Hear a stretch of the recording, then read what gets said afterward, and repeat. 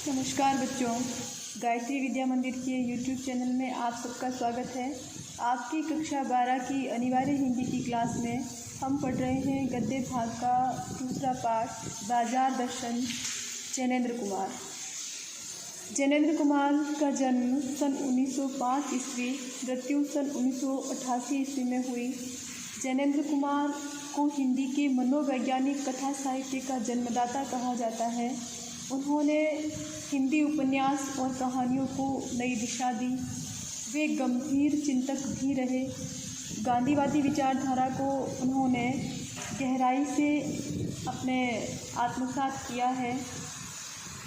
ये इनकी रचनाएं देखें: परख, अनाम स्वामी, सुनीता, त्यागपत्र, कल्याणी, जयवर्धन और मुक्तिबोध। ये इनके प्रसिद्ध उपन्यास है। उनके कहानी संग्रह है वातायन, एक रात, दो चिड़िया, फांसी, नीलम देश की राजकन्या और पाजेब। उनके विचार प्रधान निबंध है प्रस्तुत प्रश्न, जड़ की बात, पूर्वोदय, साहित्य का श्रेय और प्रेय, सोच विचार तथा समय और हम। उनकी बहुमुखी प्रतिभा के परिचायक हैं। जीवन के प्रश्नों को सुलझाने में जैनेंद्र की दृष्टि व्यापक रही है, क्योंकि मनोवैज्ञानिक लेखक है ये। मुंशी प्रेमचंद ने उन्हें भारत का गोरखी कहकर महिमा मंडित किया था। प्रस्तुत निबंध बाजार दर्शन। देखें इस निबंध में क्या है। बाजार दर्शन में बढ़ती उपभोक्तावादी परंपरा एवं बाजारवाद पर गहरा मंथन किया है, गहरा विचार किया है लेखक ने बाजारवाद पर, उपभोक्तावादी संस्कृति पर। लेखक यह मानता है कि बाजार हमारी आवश्यकता की पूर्ति के लिए है। यह विक्रेता और क्रेता यानी बेचने वाला और खरीदने वाला दोनों के मन में संतोष और तृप्ति के भाव जगाता है। उपभोक्ता वस्तुओं और सेवाओं का उपभोग करके संतुष्ट होता है और बेचने वाला जो है वह अपनी वस्तु को बेच करके, सेवा दे करके और संतुष्ट होता है। लेकिन उपभोक्तावादी परंपरा ने आज बाजार को अपनी आर्थिक संपन्नता के दम्भ प्रदर्शन का साधन बना दिया है। वो कैसे कि जो अधिक पैसे वाले लोग हैं वो बाज़ार में जा कर के और अपने अधिक धन संपन्न होने का प्रदर्शन करते हैं, अपने अहंकार का प्रदर्शन करते हैं अनावश्यक सामान खरीद करके। और हम बिना आवश्यकता के अकारण ही बाज़ार से अनाप शनाप यानी बहुत सारी वस्तुएं खरीदते हैं। तो इससे बाज़ार में कपट बढ़ता है, कृत्रिम अभाव बनता है, क्योंकि कोई एक व्यक्ति बहुत सारी वस्तुएं खरीद करके जमा करके रख दे और इसके बाज़ार के अंदर वस्तुएं समाप्त हो जाने से आवश्यक ज़रूरतमंद व्यक्ति तक वो वस्तु नहीं पहुंचती है और इससे फिर बाज़ार के अंदर उस वस्तु का अभाव दर्शाया जाता है। और अभाव, कृत्रिम अभाव के बाद महंगाई उत्पन्न होती है, क्योंकि जो वस्तु बाज़ार के अंदर उसका अभाव बताया जाता है, कमी दर्शाई जाती है, तो उस वस्तु की कीमतें दुगुनी हो जाती है। आज ग्राहक और विक्रेता दोनों ही कपटपूर्ण व्यवहार से हमारे विनिमय और अर्थतंत्र को क्षति पहुंचा रहे हैं। यानी कि आज ग्राहक और विक्रेता दोनों अपने ऐसे कपटपूर्ण व्यवहार से विनिमय, व्यापार और हमारी अर्थव्यवस्था दोनों को हानि पहुंचाते हैं। आवश्यकता से अधिक वस्तुओं का संग्रह अर्थव्यवस्था के लिए घातक है। धन का दुरुपयोग और दंभ हानिकारक है, यानी कि पैसे का दुरुपयोग करना और उसका प्रदर्शन करना, झूठा अहंकार करना दोनों नुकसानदायक है, हानिकारक है। बाजार हमारी संतुष्टि के लिए होता है, न कि असंतोष, तृष्णा और ईर्ष्यावृत्ति के लिए। ठीक है, तो बहुत सुंदर निबंध है जैनेंद्र कुमार का और बहुत सुंदर तरीके से किस्सा गोई शैली में विभिन्न उदाहरण देकर के कथात्मक शैली में, मनोवैज्ञानिक शैली में, दार्शनिक अंदाज में लेखक ने इस बात को समझाने का प्रयास किया है कि बाजार हमारी संतुष्टि के लिए होता है, न कि असंतोष, तृष्णा और ईर्ष्यावृत्ति के लिए। आवश्यकता से अधिक वस्तुओं का संग्रह करना हमारी अर्थव्यवस्था के लिए घातक है। इन बातों को लेखक ने भिन्न भिन्न तरीकों से समझाने का बहुत सुंदर प्रयास किया है। तो आइए हम शुरू करते हैं बाजार दर्शन। देखो, इस निबंध की शुरुआत भी किस्सा गोई शैली से हुई है। एक बार की बात कहता हूँ, मित्र बाजार गए तो थे कोई एक मामूली चीज़ लेने। एक बार की बात बताते हैं लेखक कि उनके मित्र बाजार गए तो थे कोई एक छोटी सी वस्तु लेने, पर लौटे तो एकदम बहुत से बंडल पास थे। जब वापस आए तो उनके पास बहुत सारे बंडल थे, बहुत सारे पैकेट थे सामान के। तो लेखक ने पूछ लिया, मैंने कहा यह क्या? तो बोले, कौन बोले? लेखक के मित्र जो बाजार गए थे मामूली चीज़ लाने के लिए, बोले ये जो साथ थी। किसकी तरफ इशारा कर दिया? श्रीमती जी की तरफ। उनका आशय था कि यह पत्नी की महिमा है, यानी कि ये पत्नी की वजह से सब कुछ हुआ है। अनावश्यक खरीदारी जो हुई है वो पत्नी की महिमा है, पत्नी की वजह से हुआ है। और उस महिमा का मैं कायल हूँ, ऐसा भी कहते हैं, यानी कि मैं उसका कायल हूँ, यानी कि मैं उसका सम्मान करता हूँ। आदिकाल से इस विषय में पति से पत्नी की ही प्रमुखता प्रमाणित है। आदिकाल से यानी कि शुरुआत से ही इस विषय में, किस विषय में? सामान खरीदना, खरीदारी करना और घर संचालन करना आदि जो है इस विषय में पत्नी की प्रमुखता प्रमाणित है। और यह व्यक्तित्व का प्रश्न नहीं, ये स्त्रीत्व का प्रश्न है। स्त्रीत्व का प्रश्न, स्त्रीत्व का मतलब होता है स्त्रियोचित स्वभाव। स्त्रियों का जो स्वभाव होता है, उनका जो व्यवहार होता है, उनकी जो प्रकृति होती है, उसका प्रश्न है क्या कि स्त्री माया न जोड़े तो क्या मैं जोड़ूँ? इनकी स्त्रियों का काम ही होता है माया जोड़ना, यानी कि धन संपत्ति संचय करना।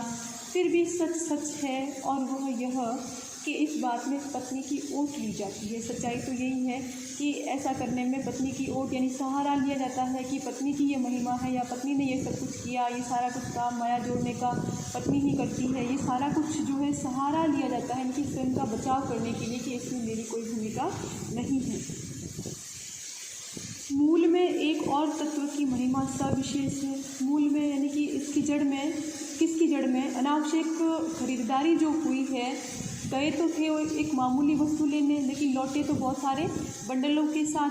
तो इसके मूल में एक और तत्व की महिमा सविशेष है, और वह तत्व है मनी बैग, यानी कि रुपयों का पर्स, अर्थात पैसे की गर्मी या एनर्जी। यानी कि पैसा पास में है तो बहुत सारी अनावश्यक सामग्री खरीद ली, दिखावा करने के लिए कि देखो मैं खरीद सकता हूँ, मेरे में सामर्थ्य है। तो पैसा पावर है। देखो लेखक की व्यंग्यात्मक शैली कि पैसा पावर है, यानी पैसा शक्ति है, पैसा ताकत है। पर उसके सबूत में आसपास माल टाल न जमा हो तो वह क्या खाक पावर है? कहने का मतलब ये है कि आपके पास बहुत सारा पैसा है, लेकिन वो पैसा देखने के लिए तो आपका बैंक बैलेंस देखना पड़ेगा। कोई कैसे मानेगा कि भाई इस व्यक्ति के साथ पास में बहुत सारा पैसा है? तो पैसा पावर है, ताकत है, और ताकत दिखाने के लिए उसके पास उसके प्रमाण के तौर पर कुछ सामान भी होना चाहिए। आसपास माल टाल जमा ना हो तो क्या खास पावर है? यानी कि कहने का आशय ये है कि पैसे को देखने के लिए बैंक हिसाब देखिए, पर माल असबाब मकान कोठी तो अनदेखे ही दिखते हैं।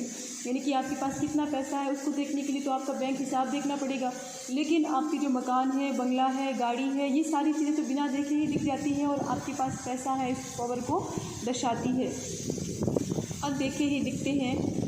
पैसे की उस परचेजिंग पावर के प्रयोग में ही पावर का रस है। यानी कि आपके पास पैसा है, उस पैसे को प्रयोग में लाने से ही उस पैसे का आनंद है आपके पास।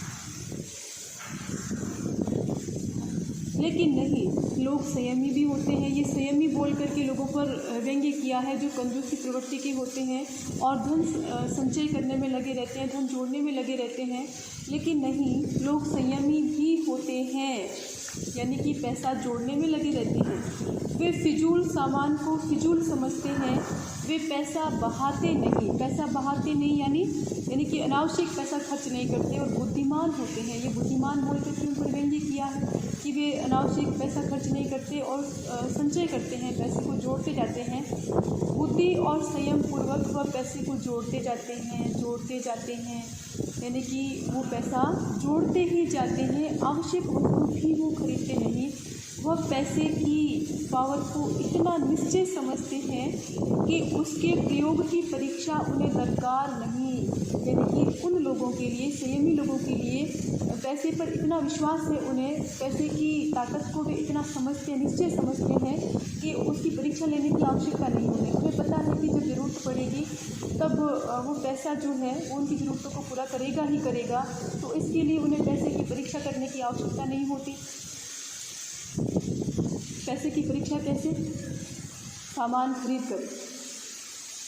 हाँ, तो बस खुद पैसे के जुड़ा होने पर उनका मन गर्व से भरा फूला रहता है कि उनके पास पैसा है जुड़ा हुआ, तो वो मन में पूरा गर्व भर कर रखते हैं, बड़े खुश रहते हैं, प्रसन्न रहते हैं कि हमारे पास इतनी ताकत है, यानी इतना पैसा है।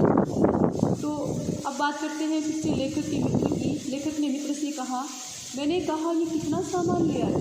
लेखक ने मित्र से पूछा कि कितना सामान ले आए? तो मित्र ने सामने मनी बैग फैला दिया और कहा, यह देखिए सब उड़ गया, अब जो रेल टिकट के लिए भी बचा हो। रेल टिकट के लिए भी नहीं बचा, बिल्कुल भी सारा पैसा खर्च हो गया। मैंने तब तय माना कि और पैसा होता और सामान होता। तब लेखक ने ये तय मान लिया कि यदि इसके पास और पैसा होता मित्र के पास, तो ये और पैसा और सामान लाता। क्यों? क्योंकि ये सामान ज़रूरत की तरफ देखकर नहीं आया, बल्कि पैसे की परचेजिंग पावर के अनुपात में आया है, यानी जितना वो खरीद सकता था उस हिसाब से सामान आया है, जितना चाहिए था उसके हिसाब से नहीं आया। तो देखिए, लेकिन ठहरिए, इस सिलसिले में एक और भी महत्व का तत्व है।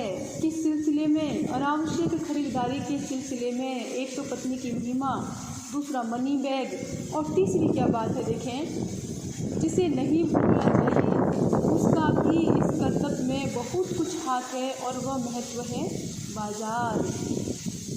बाजार कैसे? तो देखें, पहले बात करते हैं लेखक और मित्र की। मैंने कहा ये इतना कुछ नाहक ले आए, यानी कि बेकार ले आए इतना कुछ। मित्र बोले, कुछ न पूछो, बाजार है कि शैतान का जाल है। ऐसा सजा सजा कर माल रखते हैं कि बेहयाही हो जो ना फंसे। यानी कि सामान इतना सजा सजा करके रखते हैं कि कोई बेशर्म ही होगा जो उसके प्रभाव में नहीं आएगा, बाकी तो सब उसके आकर्षण में आकर के और अनावश्यक सामग्री खरीदने के लिए विवश हो ही जाते हैं। तो जो तीसरा तत्व है अनावश्यक सामग्री के संदर्भ में, खरीदारी के संदर्भ में, वो है बाजार। यानी कि बाजार को शैतान के जाल की भांति सजा सजा करके रखा जाता है। जिस प्रकार शैतान शिकारी जो है वो जाल फैला करके रखता है, और जैसे ही अपना उसका शिकार उस जाल में फंसता है वो जाल समेट लेता है, उसी प्रकार बाजार भी विभिन्न वस्तुओं को भांति भांति से सजा सजा करके रखते हैं, ग्राहकों को आकर्षित करने के लिए, उन्हें खरीदारी का प्रलोभन देने के लिए। और कुछ ग्राहक ऐसे होते हैं जो बाजार के झूठे आकर्षण में आकर के अनावश्यक सामग्री खरीद लेते हैं, यानी कि शिकारी के जाल में उलझ जाते हैं। तो जो तीसरा तत्व है वो है क्या? बाजार। बाजार का सुसज्जित रूप।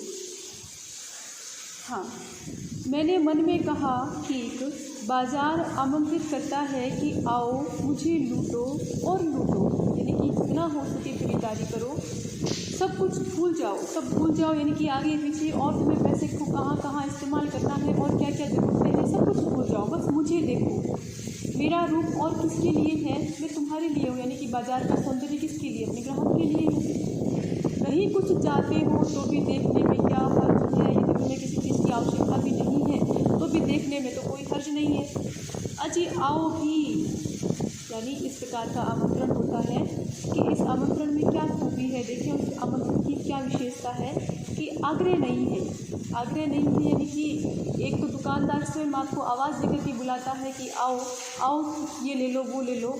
तो जब दुकानदार आपको बुलाएगा तो आप उसको मना करेंगे मतलब उसमें आप में तिरस्कार की भावना जगेगी कि वे क्यों बुला रहा है, मुझे चाहिएगा तो मैं अपने आप लेऊँगा। लेकिन जो ये जो आमंत्रण है, बाजार का जो आकर्षक रूप है, उसका जो आमंत्रण है, उसकी ये खूबी है कि इसमें आग्रह नहीं है, यानी कि आप स्वयं आकर्षित होते हैं उसके सौंदर्य के प्रति। आग्रह तिरस्कार जगाता है, लेकिन ऊंचे बाजार का आमंत्रण मूक होता है। ऊंचा बाजार यानी कि जो मॉल वाली कल्चर होती है, मॉल वाली संस्कृति होती है, उसका जो आमंत्रण है वो मूक होता है, यानी कि गूंगा होता है। बोल करके ग्राहक को नहीं बुलाया जाता है, बल्कि उस बाजार का सजा धजा रूप जो है वो स्वयं ग्राहक को अपनी ओर आकर्षित करता है और उससे चाह जगती है। फिर उसको बाजार में सजी धजी वस्तुएं देख करके व्यक्ति में चाह जगती है कि ये चीज़ मेरे पास होनी चाहिए। चाह जगती है, और चाह का मतलब अभाव। जब आप में चाह जगेगी वस्तु के प्रति तो आपको उसका अपने पास अभाव खलेगा। और चौक बाजार में खड़े होकर आदमी को लगने लगता है कि उसके अपने पास काफ़ी नहीं है। चौक बाज़ार में खड़े हो जाओ आप जाकर के, चारों तरफ ऊंचे ऊंचे मॉल है, बाज़ार सजा धजा हुआ है और उसके बीच में खड़े होकर के आपको लगेगा कि आपके अपने पास तो कुछ भी नहीं है। यहाँ पे कितना कुछ है, आपको और चाहिए, आपको और चाहिए, और चाहिए, और चाहिए। मेरे यहाँ कितना परिमित यानी कि कितना सीमित है और यहाँ कितना अतुलित। ओ मेरे पास कितना कम है और यहाँ पर कितना कितना सारा कुछ है, मेरे पास भी और होना चाहिए।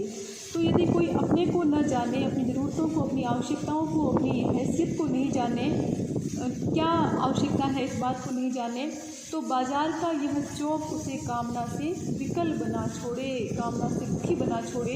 विकल क्यों, दुखी ही क्यों, पागल, यानी कि व्यक्ति पागल तक हो जाता है। क्यों पागल हो जाता है? क्योंकि देखो जब वो बाज़ार को देखता है, उसकी सुसज्जित रूप को देखता है तो उसमें चाह जगती है। चाह जगते ही मतलब उसमें असंतोष उत्पन्न हो जाता है। वो अपने पास जो वस्तु है उससे असंतुष्ट रहता है, उसमें तृष्णा जगती है और फिर जब उसको वो वस्तु नहीं मिलती है, किसी और के पास उस वस्तु को देख करके उसमें ईर्ष्या उत्पन्न होती है और ईर्ष्या से घायल होकर के मनुष्य सदा के लिए बेकार बन जाता है। ठीक है, फिर हम यहीं तक रखते हैं। आगे दूसरे मित्र की और बात बताते हैं। लेखक जो मित्र बाज़ार गए हैं लेने के लिए कुछ, लेकिन वो कुछ भी लेकर नहीं लौटे हैं। सुबह से शाम तक, दोपहर से रात तक वो बाज़ार में घूमते रहे, भटकते रहे, किंतु कुछ भी खरीद कर नहीं आते हैं। देखो उनकी भी कुछ मानसिकता है, क्या कहते हैं वह। तो इस तरह से किस्सा गोई शैली में बहुत सुंदर तरीके से इस निबंध को लेखक ने समझाया है। बड़ा रोचक निबंध है और इसके आगे हम पढ़ेंगे अगले वीडियो में। धन्यवाद।